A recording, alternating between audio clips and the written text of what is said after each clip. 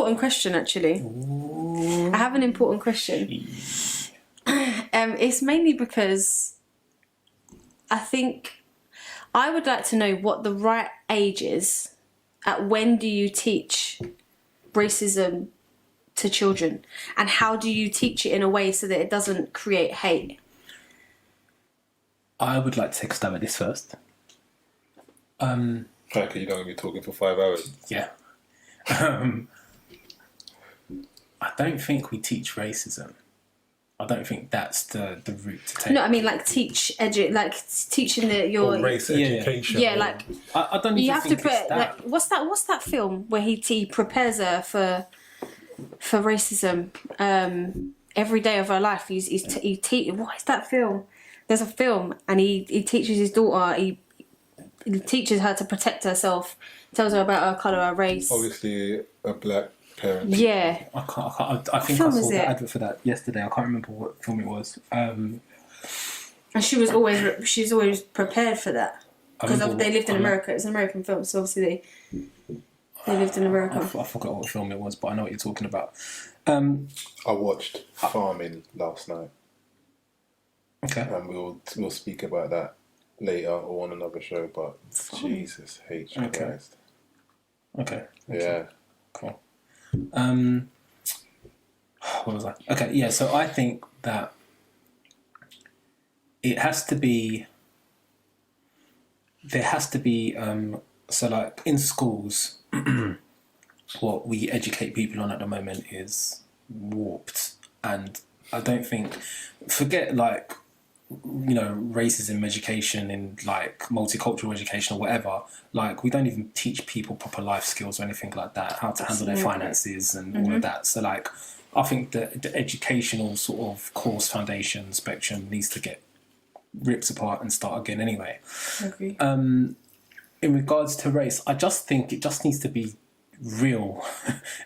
It's like if you're going to go to a history class, teach the real history and show all the different spectrum, the whole different areas that took place from the Germans with Hitler to African, and to celebrate Africa, not just like slavery and all of that. Talk about the injustices, talk about slavery, but you also talk about, you can celebrate different cultures and religions and stuff like that. I think there needs to be more of a mix. If you have more of a mix of different people from different religions, cultures in schools, if you mix up the schools a bit more. But I think it comes down to more so the education. Because if a child who is learning how to read and write and then starts learning about history, maths and science, if they're not shown a picture of a black person or how black people can be celebrated, or the good things that black people, that many hundreds and thousands of inventions that what black people have done, I just think that that's where they're gonna, that's where we're falling down, because then this child grows up to 10, 15, 16, 18 and they've been in a bubble. They haven't been educated about black history, about how the two communities can mix and get along, and then it just gets down to a point where they're taught what they're taught about black people, or about BAME people, whatever you want to call it, or from people in the black community. When they're taught about those people, you typically come from their elders, from the older generation within their family, that could potentially take them down the incorrect path, or what they see from media in terms of programming of black thugs, black people with guns, gang banging, drive-by shooting, all of that stuff. West Coast. But bruv, you turn on, if I go to the movie channel now, I guarantee you, I'll put on 3 movies that will depict black people in a particular way. We can go to the TV right now. 100%. We can go to Netflix right now, the top 10 trending films. There's one film about, I forgot what it's called, one who gets in the ghetto and his dad's in jail, the black kid that was in Equalizer 2 with Denzel Washington. Like, Like, He's a sick actor. he is, but what's the film representing? What's it showing? That, like, 100%. and the only reason why I haven't watched the film is because of everything that's going on right now and how we're being depicted and perceived and shown. I'm just like, I can't be bothered to watch another film that shows us in this light. Yeah. Right, I get that. So that's my spiel. Go on, Junior. You mean like parent and child? When should they teach their child to? Yeah, like when do you without scaring them and without making them feel. And is this the white parent? I'm talking about it like from a white parent's point of view, because there seems obviously the fact that there is more interracial couples now is I think that's great, but then there's a lot of women, like white women, that probably would never even think about educating their kids on their. Do you know what I mean? I don't know. It's almost like, I don't know if this is the right thing to say, but some women it's almost like an accessory for them. 100%. Whereas I think it's quite important if you're gonna have a child with someone that's from a different culture, you need to you need to be prepared to know how to do his or her hair, to know all of those 100%. things about that. 100%. So I think for that white parent teaching their white child, no, not a mixed race child, I don't know whether it's about. I just think it's about teaching them to love unconditionally.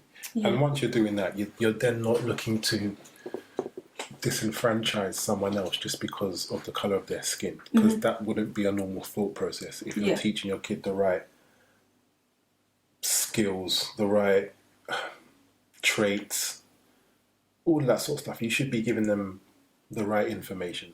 And if you're teaching them that they should love everyone and treat everyone with a certain level of respect, you don't ever get down to that path.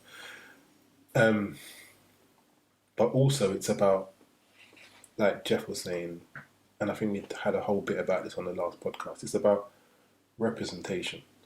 And what information are you equipping your child with, in terms of what perspectives or what viewpoints are they going to have by the time they reach certain ages. So if you only show them this tact, they're going to have this point of view. If they only know one way, they can't have a full spectrum of thought. You have to show them different cultures. And again, it's easier in multicultural cities like London or whatever. But if you're maybe in a rural place and everyone looks like you, and there's not necessarily that much need to, but you still have to, because you have to show this is what the world looks like. And once you understand that there's different people with different stories and different struggles, you then start to understand the struggle. Once you understand the struggle, or understand the history from a real standpoint, you can then start to sympathise, or you can then start to empathise, or you can then start to do whatever. Because I think it's really interesting that we would be having this conversation about a white kid or a mixed race kid. Let's just keep it to a white family having that conversation, or needing to educate their child about black people. But would they need to have that separate education with Jewish people? No, because as part of their adolescence, you know the story. You know the story, you know what happened, and it's, well, you know, a version of the story. That cut that. You're definitely gonna have to cut that. You know the story, and you can go through the normal thought process with it, because you know the story. If you don't understand the struggle, and all you see growing up is adverts of Africa with charities and Oxfam and blah blah blah, and kids with flies all over their faces, and you're thinking that's what Africa looks like, when Africa is vibrant city, just like continent, and you have vibrant cities and towns and like everywhere else. But you see one point of view, or you Yeah. see one depiction of it. Yeah. So it's about teaching a broad spectrum and being honest. To the mixed race kid with a white mum, that's a lot of stuff. That's a lot of stuff. And before I go into that, like I said, I watched Farming last night, and I shouldn't have watched it because So is this a documentary or a film? Is it's it a called? film. It's a film on. It's not on Netflix. It was on Amazon Prime. Okay. Basically, the film is about the Windrush generation of Caribbeans coming over to the country, along with an influx of African people coming over to the country, mainly Nigerians. And the farming term is when especially the Nigerian people were finding it really hard to acclimatise over here. So what they started doing is giving their kids to white families to look after. That's a big thing. That's a big thing that happened. So that's the premise of the film, and it's about one kid's story. And once you're talking about someone being outside the natural environment without any cultural ties to their past or who they are, the amount of psychological trauma and the amount of decompartmentalization because of that is insane. So, I mean, this was a black kid who grew up in a racist area, Tilbury, I think it was back in the day. Grew up in Tilbury. There was the Tilbury skins, that's their little patch of like the NF people or the BNP people back in the day, just battering him on a daily basis. He goes through different levels of trauma.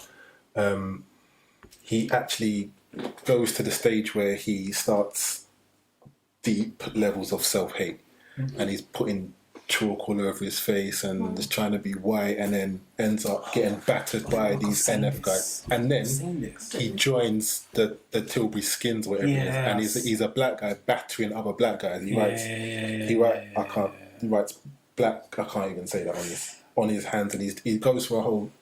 Finally, he ends up in a good place, but the amount of trauma, and just over the last month and a half, I can't tell you the amount of trauma that I've watched. And it's a point of black people being brutalized, to black people dying, and it's a repeat of this. So let me just lift that farming thing. But if you need to watch it, because I think it come out a while ago, right? It's I don't know. I don't know whether it's a new film or whatever, but I remember seeing the trailer. I to write that. I write it down. It's I remember seeing the trailer and thinking there's parts of that was so destroying. I'm not even lying to you. It's so destroying. Because it all touches. It all touches. It's all like, and it's real. And and you're thinking back to your childhood and certain parts of it and how it relates to you, and he's a Nigerian, and it's there's films like that I can't. It's too close to home. It's like I can't because it gets you into a mood and like a frame of mind where it's just too much. But anyway, to your question, the white mum with the mixed race kid, I think it depends on whether the dad is involved and how serious the dad is. Because if dad is there, then dad will be doing a big part of giving him that cultural stem, and mum needs to do her nurturing bit. But if dad isn't there, it's very important that she does everything she can do to equip him with the level of information that he would need to successfully navigate his life as an adult. Because that's a minefield as well. It's very different. It's a minefield as well. Very different. So, because that mixed race kid is going to be seen as black, when he has to check a box or when feds roll up on him, he's going to be little black you. He's not going to be little mixed race kid. So, what does he identify with? What does he see himself as? Does he have cultural ties? Does he have a link to his father's side or whatever it is? Does he have and I guess the end point is, does he have a decent level of self-identification? And if he doesn't, it's a minefield of psychological problems that will manifest themselves however they see fit. But mum has a responsibility, a huge responsibility, because we see when it goes wrong, and we see what happens too often. Huge responsibility though.